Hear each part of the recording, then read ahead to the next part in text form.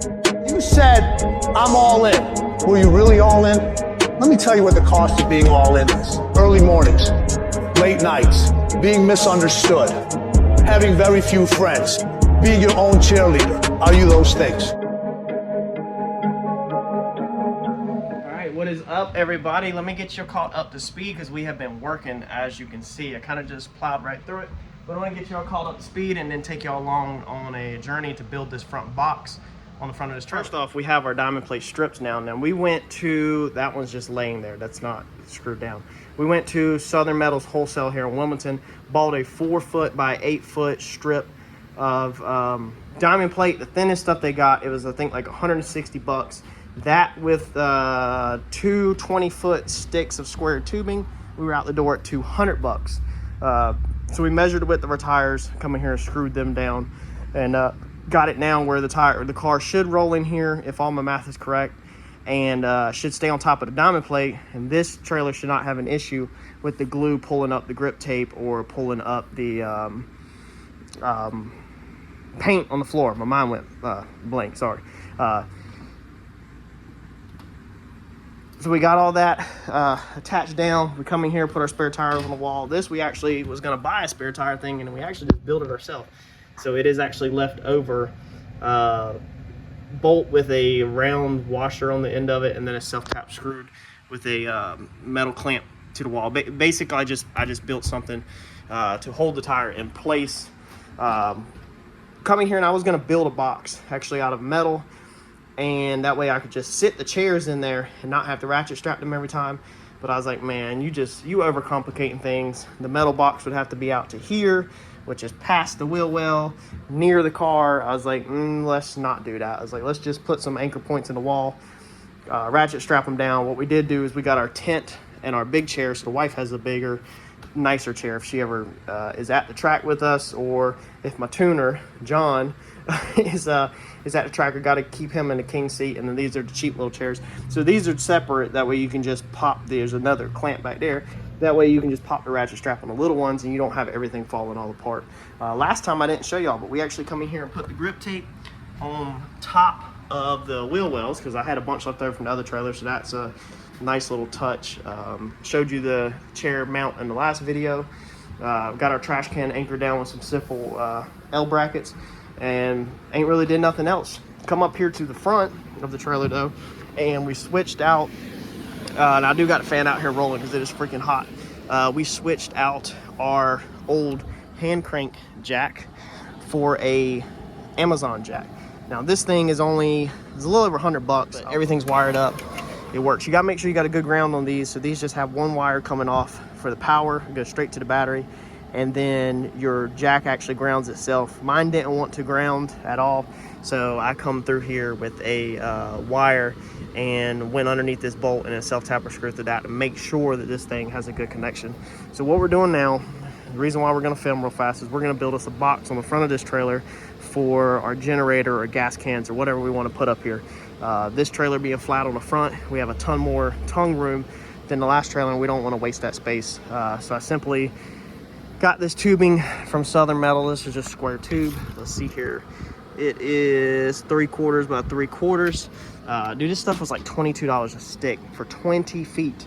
So really good. I'm not smart, so I simply just laid the stick across it, went under the bottom, marked my angles. So you lay it where it hangs over past it, and you come underneath here and you just mark your angles and you go cut it.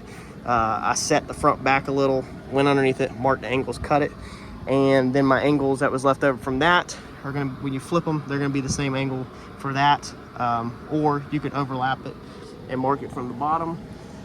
The front, since the angles are the same, this was the last cut, because when you cut these angles, then obviously you've got a stick sticking out here that has the same angle cut on it, so it just butts right up to that, and then I literally just come right here and then I just roughly trace my angle across. So we're gonna go and cut that.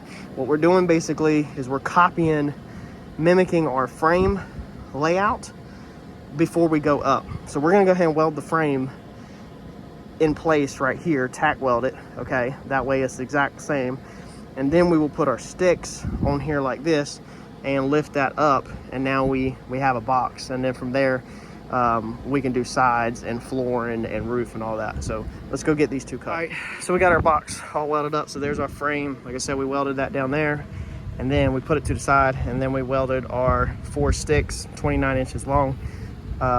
Welded them roughly straight, just tacked them down there, sat the frame on top, moved them in place, burned everything in. And so this is how we got our skeleton. So I just laid a sheet of aluminum up here, went from the bottom, traced it, cut it. Now here we got for our roof. Here is our piece for our roof. I think I need to put a support in the center though, just in case we want to put rails or straps or anything up here to tie stuff down, cooler, whatever. Probably want some support in the center. So I think I'm gonna go ahead and cut me a stick like that. And then I need to do my floor. This has been one of them things where I started doing it. I was like, why am I doing this? Why am I doing this? I don't feel like doing this. But the whole point is so that we don't have to pull our generator in and out at racetrack, that we can hopefully just open the side door, fire it up. Our cord is right there, so our cord will just stay plugged in. And so there won't be no setting up. You'll just open the door up, pull it, and fire it up. Let's get us a support in. All right, I'm beat, y'all. I'm freaking slam beat. It's almost 8 o'clock. Sun's going down. I got this thing framed in. I went ahead and painted it so it don't rust. Did not get my piece put on my top. Not get my door built. Did not get my plywood put in the bottom. Fell a little short. All right, so we are gonna jump on this car. So first off, we're gonna put mufflers on the exhaust. Now, my exhaust, I'll show you here in a second, it comes out the side. I only got so much to work with, so I needed a muffler that fit tight inside there. Now, the first time I did this exhaust, I wanted to put mufflers on it, but I did not do it because of money. So mufflers alone, I think I paid $220, I think, for these mufflers. They're right around $100 wholesale. I have a wholesale account for Summit, right around like $100 for me to get them. And I just didn't want to spend that money. The first time when we did the exhaust originally, our credit card that y'all have learned that I used for the race card, the thing was maxed out. We were banging on 10,000, 9,000 continuously.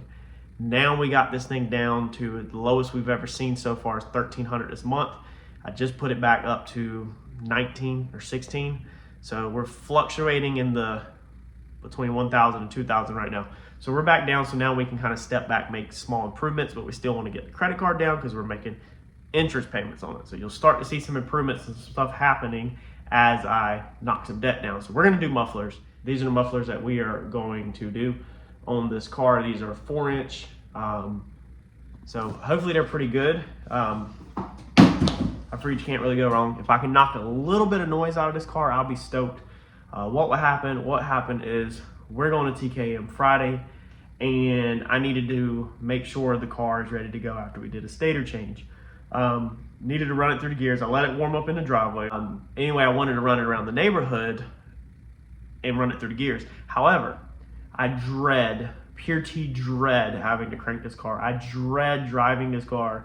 I dread having to mess with this car at the house. At the racetrack, everything's loud. It's okay, it's fine.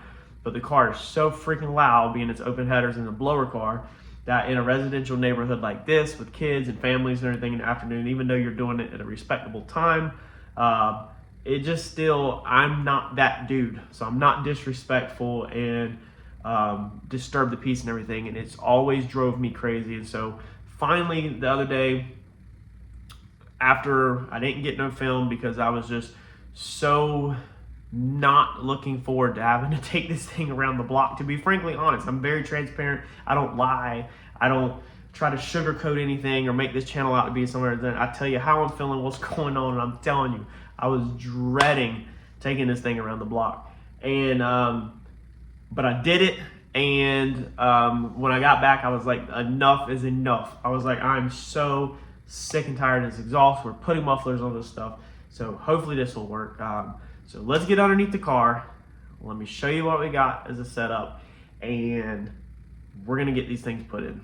All right, so this is how our exhaust currently is. They turn up, they come out. They're wrapped to cover up the welds. That's literally it, because I can't stack dimes, so that way you don't see them. and then they curve around and they go into the collectors. So these should fit, which I just held them up, should fit right here in between our frame rail and in between our current hanger. So what I'm gonna do is we're gonna zip this off, get this off the car, and we're gonna go ahead and unwrap this. That way we can temporarily stick it back in here and make a mark and cut it.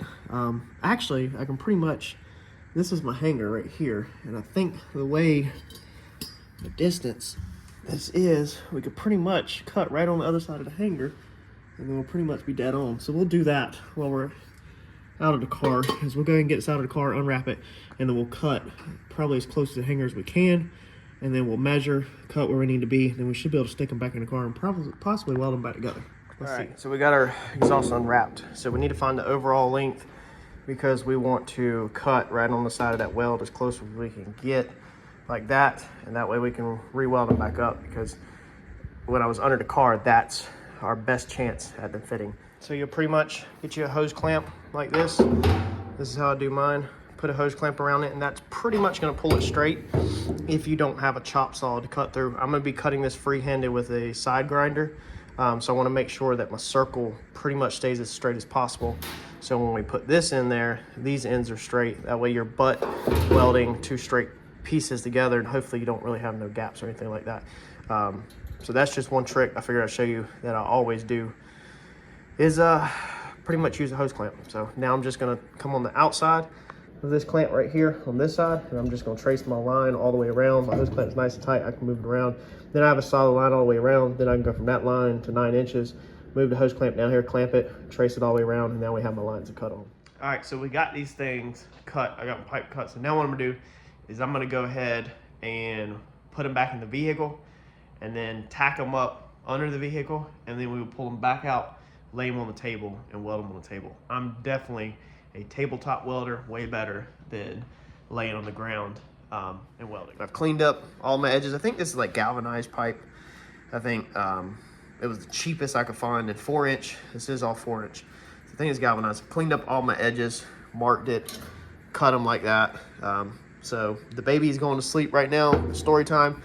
So I'm hoping we don't gotta make no more cuts. I'm hoping I'm dead on the money, tack this thing, weld this thing, and be freaking done for tonight and get my butt back inside. All right, so we got them welded up. Besides the fact that they look like complete dog crap, so I still do not have the hang of this welding with gas thing at all. And I messed up. So these mufflers, which I didn't even think that most mufflers, they slip over your 4-inch pipe. So it said inlet and outlet's 4-inch. I was gonna butt weld it, like I said a couple seconds ago. And then I went to put it underneath there, and they're supposed to slip over. I was also, as you can tell, somehow too short. So I have no clue how in the world I measure from the outside of the muffler and cut the same exact length out of the pipe and then end up that freaking short. I mean, that's a good inch short. So unless I just totally crap shooted the measurements, which I'm pretty sure I did not, I don't know what happened, both of them. So then I had to go outside and cut a slither and come in here and put a slither back in it. So we went from having no weld here to now we have 1, 2, 3, 4, 5 welds on this piece. And man, my welds look like dog crap. So this is the reason why we wrapped them with exhaust wrap before, is to basically hide the welds. Now I really don't know what I want to do. I'm really thinking about painting them black. I'm thinking about taking them to the shop tomorrow and grinding the welds down, smoothing this area out, and then just painting these things black and being done with it, so they'll blend in a little better with the car. I think that might look cleaner, but I don't know how long they'll hold up. So with, you know, black header paint, so we'll see. But they definitely look really bad. That's what it was before. This is MIG, so this is all over the pipe. And you can see, I mean, these pipes are not in good shape at all. So there's really no point in not spray painting them. I don't know. I just never did. But maybe we will. Maybe this will be our reason to flat wheel them out, grind them out pretty good, and then do a nice rattle can black, semi-gloss black, so they just blend in. Maybe that'll look really tough with the roof. I think we actually going to do that. And we're going to see how they're going to sound on the TKM dyno. All right, so we got the exhaust put back on the car. The mufflers actually fit good. I just sat the car back down. So they actually fit good. They cleared good. You can see I've already messed up. I've already damaged it. I rattle canned these with header paint, flat black header paint, and then I actually did a gloss black engine paint. So I did a lot of header paint over it, tons of coats a day at work, and then I come in with a gloss black engine paint. Engine paint's good for 600, header paint's good for 2,000, and I'm guessing it was so much spray paint because I did it really thick to help smooth everything out, that when I went to grab it this afternoon, I tried to carry an armful of stuff out of work, that I actually put a fingerprint in it and actually like wrinkled it and messed it up. So it's already messed up even though we just painted it today. Let's see if we can see it right there. So it's already got flaws in it, but I decided not to wrap it again. That stuff's already been wet once, so to wrap off of it, I have a whole nother roll of it, but you soak that in water, then you wrap it, and when it heats up, it pulls that stuff tight.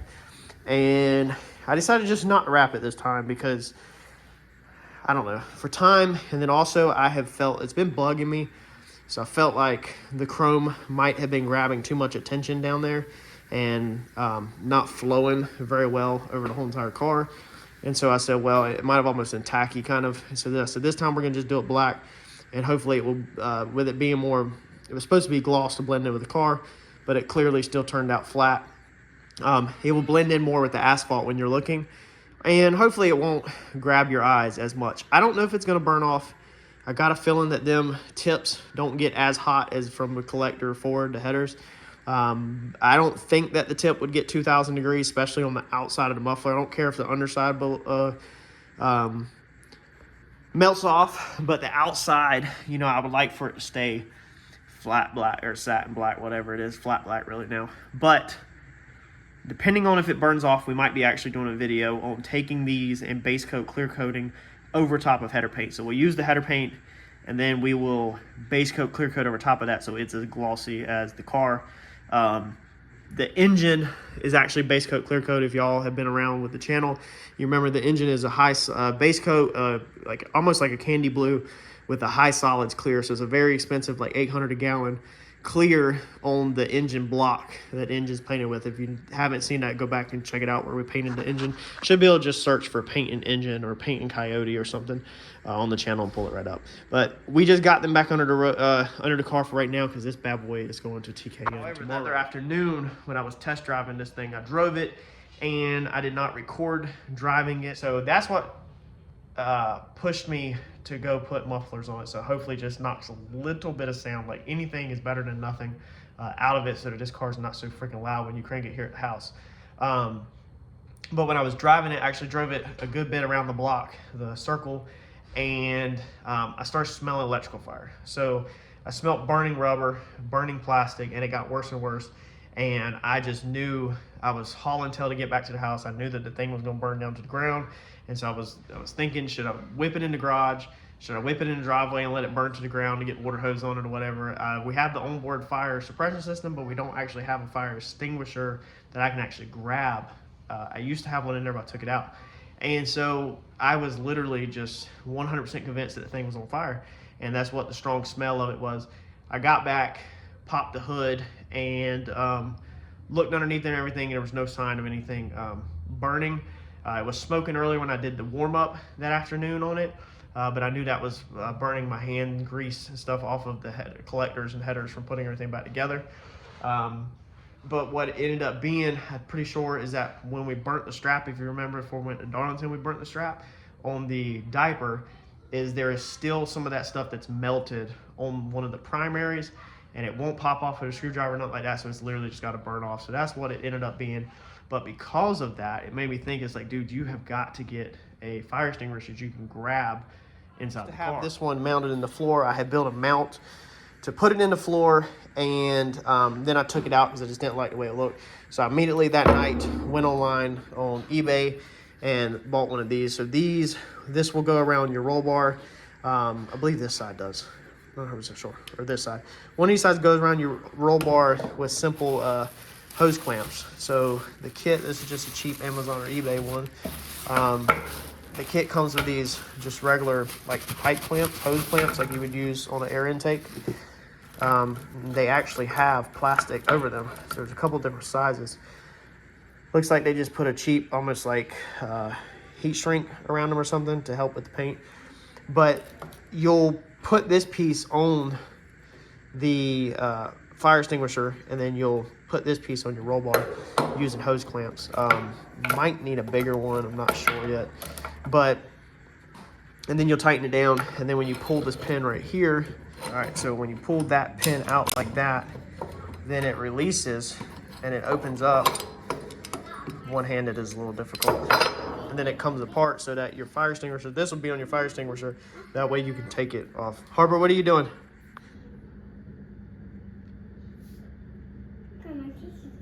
You got your treasure chest with your baby dolls? So this will be on there, and then you can just quickly pull it right off the roll bar and you have it in your hand. So we're gonna put this back in the car somewhere. We gotta figure out hose clamp situation. Mount this back in the car, so if this car is either ever on fire or if somebody else's car is on fire, you have an actual fire extinguisher you can actually grab with your hands and go help it out. I think this is the correct rating. If it's not, leave a comment, the correct one that we need, and I can get it. But I believe from when I did research, it says dry chemical fire extinguisher. Whenever I did research, I believe this was the correct rating for a automotive fire. But anyway, we're gonna get this installed. If we can't this afternoon, that's gonna be next on the list. All right, so decided that the best spot for this is going to be over here in the passenger door, and I'll make sure everybody that races with me knows that there's one on board right here in the passenger behind the seat. You can still get the air compressor. We keep the air compressor and everything back here. I used to lay it up here in the floorboard, and Milton actually pointed out a good thing. He's like, man, he's like, put all that stuff behind the seat. He's like, if you get in a wreck, you want it to kind of contain back here and not be flying all around. So John and Randy, everybody keeps theirs behind the seat, and the reason why they do is because if you get in a wreck, you don't have an air compressor flying around hitting you in the head. So again, with this, you just pull the pin like that, and then it just comes off like that. It's easy to get in and out. So pretty cool little gadget. If you they're really cheap on Amazon and eBay. If you don't have one, you might want to add one to your car, because that could save your car one day. Look at that original sticker still on this car. So it's another thing off the checklist done. We're gonna blow the car up tomorrow. Yeah. At TKM, we're gonna blow it up. Yeah. Is Mr. Kevin gonna blow it up? Yeah. Okay, can you tell everybody thank you for watching? Thank you for watching. All right, so you've heard that. That's gonna be a wrap for this video. You heard it from Harper. We're blowing this thing up at TKM tomorrow. Mr. Kevin's gonna blow it up. I guess he's gonna push the up air too many times or something. So Harper said it's getting blowed up. Make sure you smash that like button. It's a small thank you, and stick around to see what happens. Thanks, y'all.